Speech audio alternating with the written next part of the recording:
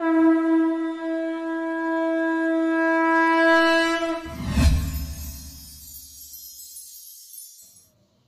श्रीमती सविता राउत राजनगर पौर परिषद पूर्वतन अध्यक्ष जाजपुर जिलार विजु महिला जनता दलर सभानेत्री।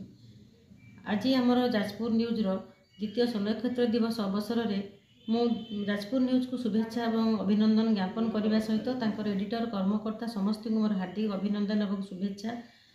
जेहेतु आज जाजपुर न्यूज आमर डिजिटल मीडिया माध्यम से बहुत माने लोकप्रियता अर्जन करिछि एवं जाजपुर जिले में बहुत आदरणीय हो पारि प्रशंसनीय हो पारि कारण तांकर खबर प्रसारण बहुत सुंदर एवं बहुत भावपूर्ण अच्छी। प्रत्येक घटना दुर्घटना एवं सामाजिक समस्त क्षेत्र में जेकोसी संवाद को न्यूज को से बहुत शीघ्र आम पाखे पहुँचाई पार्टी। जाजपुर जिलावासी से बहुत माने देखिले से न्यूज बहुत खुशी होती मु अनुभव निजे करिछि।